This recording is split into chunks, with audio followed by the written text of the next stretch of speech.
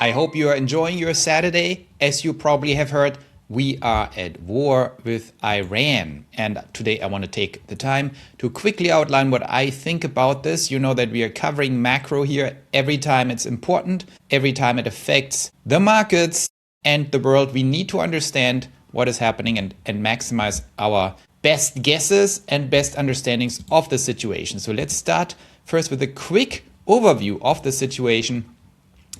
Tonight or last night, the United States has started attacking Iran together with Israel. There are a bunch of strikes launched by the United States and Israel. And it's interesting that Israel is in all headlines. So it seems to be important in the messaging to emphasize it's not just the United States. So we have already seen there is retaliation by the Iranians.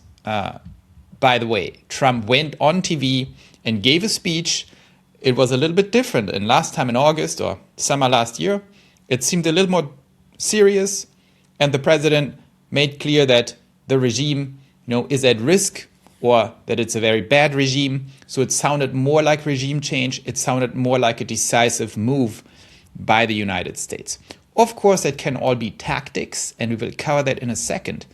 Important is that Iran struck back and hit actually multiple bases across the Middle East, including Kuwait, but also Abu Dhabi. Very interesting. So UAE, very important country, United Arab Emirates. Dubai is there. Abu Dhabi is not far away. You can drive there in 50 minutes from Dubai. So this is a very high value country. And that seemed very scary when you hear it first. They also struck at Jerusalem, not surprisingly. That is the situation. And now we have to discuss what this means. Is that the beginning of a major war? Did Trump get dragged into attacking a country that is big, that has significant military assets, and where a ground war would be devastating for the United States? Of course, also for Iran. But it's a country that is much bigger than Iraq, much more dangerous in a war than Iraq.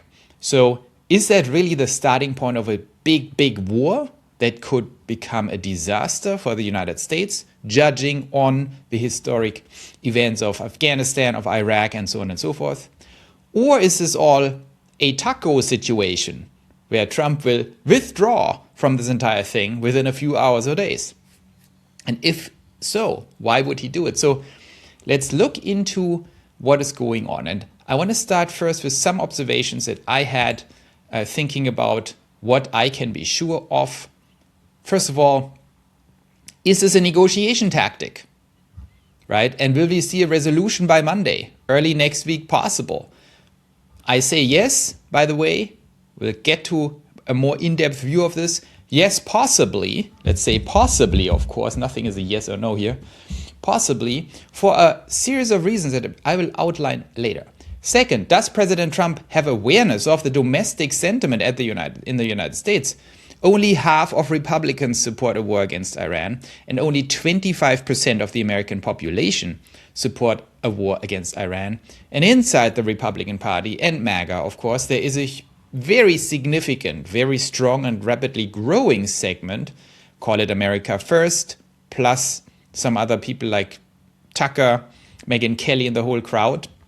That is probably not America First, it's just another segment that are extremely opposed to foreign wars, especially in the Middle East.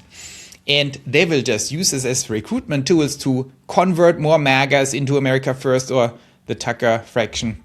So this is bad for President Trump, potentially, if it escalates. Is he aware of this? Yes, we can be sure that President Trump is very aware that if this escalates, it comes at an incredible cost to him, politically.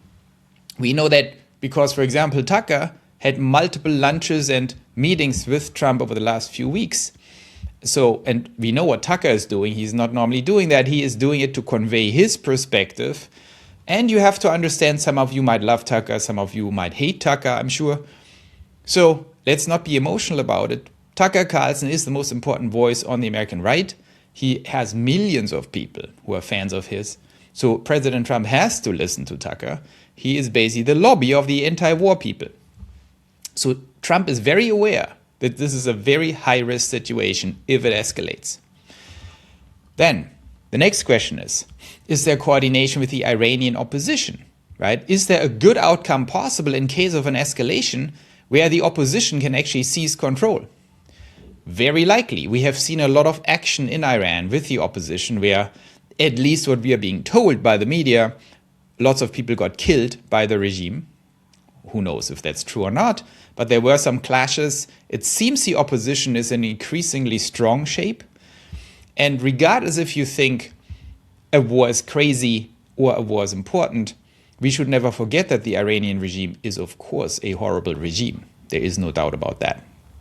That doesn't mean it's worth American blood and treasure to change that, but it means that the people of Iran have been oppressed by a terrible regime.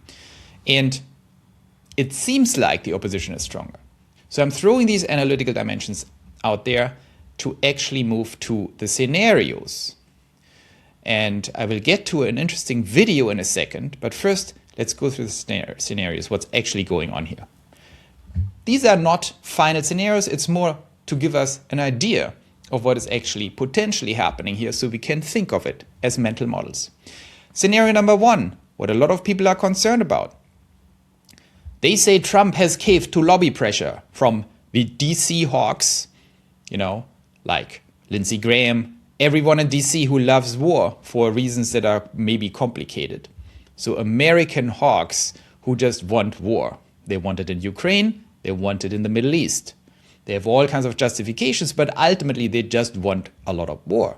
So that faction is a faction in DC, as we know. It spans across Republicans and Democrats. And maybe they just got the better of Trump. Second, of course, a Netanyahu government that also clearly wants war and regime change in Iran. Everyone knows that. By the way, please don't say Israel all the time or the Jews or something. This is about Netanyahu and his regime. Okay, they want war. You can be for it or against it, but that is a very specific other group. And then, of course, never forget everyone in DC who is part of the arms lobby, may it be through people like BlackRock and private equity or directly Lockheed Martin and this whole crowd. I'm not going to go into this whole discussion ethically, but it's very clear if you make your money with dropping bombs, then dropping bombs makes you money. And everyone always finds justifications for having the stance. I'm not even attacking the defense industry. That is their job. But of course, they're pushing very hard behind the scenes for these things. So we all know that. So the first scenario is Trump just caved to lobby pressure. Somehow the lobbies won. And these three lobbies, by the way, they are not the same. There are three different lobbies, but they work together in this case. That would be a worst case because it's clearly bad for America, obviously. There is no real rationale here for America to do that if that is the case. That's the first theory. The second theory, of course, is that Iran is now close to a nuclear weapon. Trump is very decisive in his stance, also internally, where he says, I really don't want them to have a nuclear weapon. For obvious reasons, because whatever you think of the Iranian regime, they are clearly a little dangerous, and they have clearly engaged in terroristic acts and supporting terrorism. And it's never good to have a nuclear weapon in the hands of people like that. So this is understandable. I think this is very unlikely, because why now? Why now?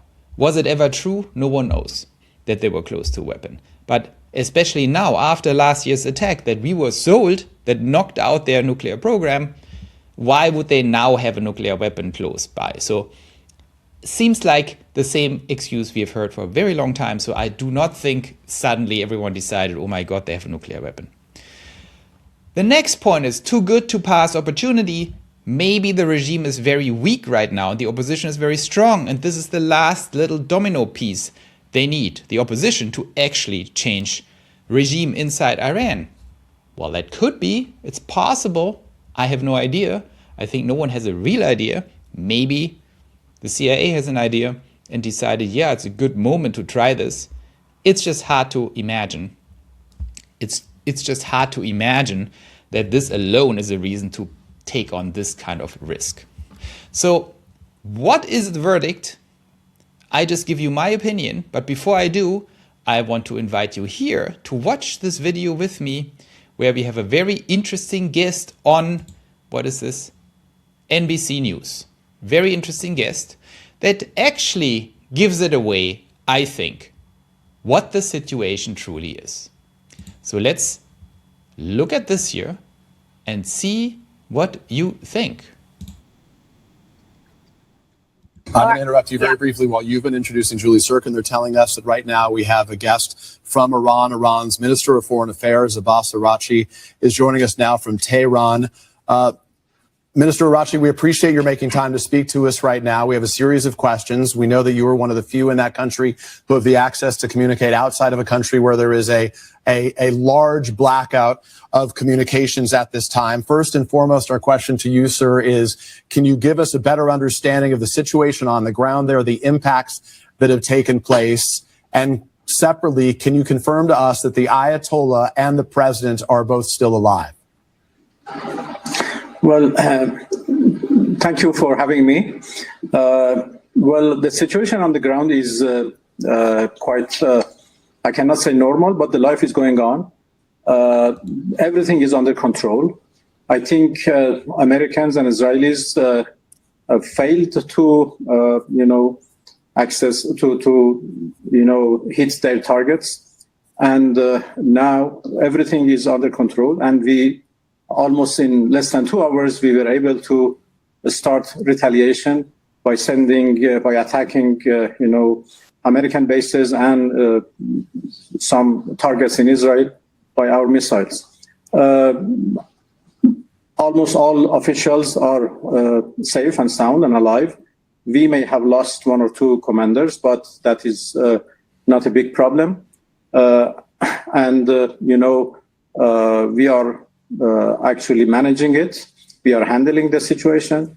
And I was in contact with, my colleagues in the Persian Gulf. And I explained for them that, we have no intention to attack them, but we are actually attacking the American bases in the act of self-defense. We cannot just sit and watch they are attacking us and we don't, respond simply because their bases are in a friendly neighbor country. So I explained for them, and I hope that they understand this situation. Another point I have to mention is, I don't know why the U.S. administration insists to start a negotiation and then in the middle of negotiation attack, the other party. Today happened exactly what last June happened. We were in the middle of negotiations. And, and it was interesting that this time we made a big progress.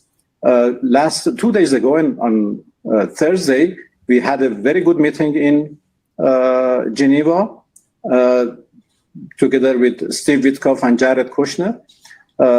And we were able to address serious questions related to Iran's nuclear program. We obviously have differences, but we resolved some of those differences and we decided to continue in order to resolve the rest of questions. And we actually instructed the technical team to go to Vienna and have a meeting with the IAEA. In order to find technical solution for the problems we are facing in the negotiation. And everybody was happy at the end of those negotiations. As you saw, His Excellency Badr al-Busaidi, the Foreign Minister of Oman, who is mediating between us, he concluded by posting a tweet saying that today we made significant progress. And before he posts his tweet, he consulted with both delegations and both were happy. So I don't know why, while we were progressing in our talks and we had made good, achievement and a deal was at our reach, why they decided to attack us. Perhaps, it was others who dragged the United States for their own benefits into this, conflict. It's really pity. It's very unfortunate. So let's stop it here. Mr. Araghchi, You find this hopefully as interesting as I do. First of all, that is a very high ranking. That is the foreign minister of Iran. This foreign minister of Iran, after it got attacked and attacked back, of course, retaliated against US bases and Jerusalem, is on NBC talking. Do we really think this is all random? Do we really think NBC does this randomly without the government knowing it? No. Then look at this guy. First of all, congrats Iran for putting this guy in charge, because he looks like the most reasonable, smart person ever. He doesn't come across as an insane terrorist, if you ask me. He seems actually very reasonable and balanced. Number 3, the way he talks. He talks completely anti-inflammatory. That sounds like a medical term, but anti-inflammatory. He tones everything down. He does say the US might have been dragged into that by other people. He doesn't even say Israel or Netanyahu. He tries to keep it completely toned down. He said, we called our friends or whatever, partners or whatever he said, in the region when we retaliated. So they called the United Arab Emirates, they called Kuwait before they attacked the US bases and explained it. So all of that sounds, as last time in June, extremely controlled on both sides. It also is very interesting that the Iranian foreign minister here just said that this happens in the middle of negotiations in Geneva, that just on Thursday with Jared Kushner and Witkoff, they came to interesting agreements. They are now looking into the technicalities of a nuclear deal with the international nuclear agency actually having oversight. You know how this goes. Of course, Iran tries to play tricks and makes it difficult technically. Oh, it's so difficult technically to control it, and they go back and forth. But it's very clear that this is not a situation where Iran behaved very badly. Everything is off the table. This is war as the last resort.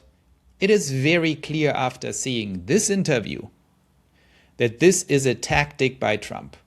This is a negotiation tactic by Trump. The retaliation is probably very controlled. I haven't seen too many bad things yet. The United States bases, the personnel knows they're getting attacked, so hopefully no one got injured. So that is the situation. I think Iran is a little bit in the defensive, of course. I think Trump is not dumb. Trump understands that an escalating war is complete madness and would be an absolute killer for domestic politics in the United States. Plus, the United States can't even afford it and is probably not able to fight that war, by the way, because of Ukraine and some other things. It's very clear to me at this point that this is a tactical move. This is probably communicated to the Iranians. At the same time, that doesn't mean it's friendly, obviously. And of course, no one knows if it can escalate. And I think the way Trump positioned that on Friday means he wants to scare Iranians or the Iranian regime into not being sure how much of a negotiation tactic that is, which is part of a negotiation tactic. Of course, he can't say, oh, I'm just going to bomb you a little bit. Don't be afraid. It's not going to be bad. Of course, he says, no, we are in it to win it. We might change the regime and destroy everything. Of course you say that. So, but you don't act on it. Plus, last point, and then I let you go. I just want to share this perspective and then see if I was right. I believe, bottom line, this is a controlled action vector to enhance negotiations. By the way, that's how you play chess. That's how you play also geopolitics. And Trump is actually very, very good at that. If you have Trump derangement syndrome, you might think he's bad at it. But look at Greenland. Look at all these things. He is winning with these things. Look at Greenland. I predicted everything, and I was right. Greenland was also a negotiation tactic, a scare tactic. It was never on the table to invade Greenland. That's completely stupid. But a lot of people believed it, including EU leadership. So same here, in my opinion. Trump is just assessing the situation, and he decided if I attack now in a way that does not necessarily lead to escalation, it just wins on multiple vectors. It makes me stronger in the negotiation. It scares them a little bit more, because look where we are at. We are at very enhanced, very advanced negotiations after the June attack. So these attacks don't hurt negotiations, they help them if you do it right. At the same time, of course, Netanyahu is always pushing for bombing, so Netanyahu got a little bit. At the same time, Trump will try to control this whole thing, so the Tucker faction also gets what they want. They want a non-escalation. And you see that Iran is getting the message. Iran is completely getting the message. That interview is proof that Iran knows de-escalation is the best path, And it's absolutely possible. At the same time, Iran also knows you can't cave like crazy. You need to strike back to still maintain a posture of strength, of course. So all that makes sense to me. For us, what actually counts here is what is the most likely outcome. The most likely outcome is de-escalation. The most likely outcome is rapid de-escalation, probably by Monday. And the last little puzzle piece is this happened Friday night after market close. Because in modern warfare, there is one big rule. Don't annoy the stock market. Sorry to sound cynical, but that is a number one rule. And Trump is doing everything in his power to not annoy the stock market. And how do you not annoy the stock market? You do all the annoying things when the stock market is closed. But what does it tell us? That there is a very reasonable chance and part of the plan to have it all finished by Monday. I think that's what's going on here. Obviously, this is war. Obviously, this is bombing in a complex situation. So no one, including Trump, has it under control. This can totally escalate. But I do think there's a capable foreign policy team in the Trump administration. These people are well managed, in my opinion. And I think they are not taking reckless risks. And a war with Iran is a completely reckless risk. Therefore, I think this is not a real war. It's a scare tactic that probably will work. You heard the foreign minister of Iran. Does he sound to you like a crazy person who's just declaring total war? No, he's saying, what are you doing, guys? We have limited strike back. You didn't hurt us too much. What? We are in the middle of negotiations and things are going very well. Why are you hurting us? That is exactly what he said. So I hope that was helpful. Obviously, this is not fully under control. And obviously, we might still see bombing going on Monday. And obviously, there is a tail risk that will be bad for markets. But the odds that this ends by Monday or very quickly thereafter is high, which means if we see a little crash in the market on Monday because it's not over, V-shaped recovery is a much more likely scenario next week than anything else. As you know, always think in probabilities because this is not totally under control. You can't completely bet on one scenario, but if I had to take a bet, V-shaped recovery, extremely likely after a steep drop on Monday, unless it's ended before Monday, that there is no steep drop. That's the situation. We will keep monitoring it. This is my best guess. You know how it works in Pioneer Lands. We analyze reality, make the best possible guess, and are mostly right. But nothing is guaranteed. Everything are Bayesian probability layers here. So I hope that was interesting. Stay safe if you're in Dubai or Kuwait, like Peggy, the great Tesla tuber. Peggy is actually in Kuwait and he's posting some things on X. So hopefully you're safe, Peggy, and everyone else stays also safe. Was always something we analyze here, but don't forget this is very bad and terrible for the people affected. So let's think about them too. Quick breaking news update at the end of this video. I recorded it 2 hours ago or 3 hours ago, and then this came in. You probably have heard it. So Khamenei, the supreme leader, the second in command right after Allah, I guess, is dead. So it seems Trump and the American military or Israel or both of them in combination were able to take Khamenei out, the supreme leader of Iran, which is a big deal. It's not the president, it's not the king. He is basically higher than all these people because he's supposedly installed or whatever it is. I'm not a theologian, but he's put in place by God himself. So not anymore, he's been taken out. And with that, the head of the entire system is gone. And together with him, of course, CNBC can't even report it. They're saying like, oh, the foreign minister is contesting it, foreign minister of Iran. But it's pretty clear if you look at the reporting. Trump has an official statement on it, the White House, everyone. So it's clear he's dead. And Khamenei, one of the most evil people in history, is dead. That's what Donald Trump says. This is not only justice for the people of Iran, but for all great Americans, blah, blah, blah. So clearly Khamenei was an extremely bad guy. So it's probably good that he's dead, even though I'm not for killing people. But people who kill a lot of other people like him, we probably shouldn't be too sad about it. Now, what does that mean for everything I said before in this video? Well, it's pretty much adding a spicy new angle that I did not expect, but confirms my general theory. This will be a quick war, and it's defined or designed to end very quickly, potentially by Monday. Now this, of course, increases the stakes. It's a dangerous move, but I assume there's significant intelligence behind that. We know that 80% of Iranians oppose the regime, and he was the main guy who led the regime. What's also very interesting is that is a tactic that is surprisingly rare in these conflicts, decapitation strikes. And decapitation strikes, I'm all for them, to be totally honest, because if you have wars and conflicts and start murdering innocent soldiers, most soldiers are also innocent until they start killing people, of course. It's like Ukraine and Russia. It's a horrible tragedy for Russia and for Ukraine because all the people who are dying are innocents. Even the soldiers, I mean, they didn't start the war.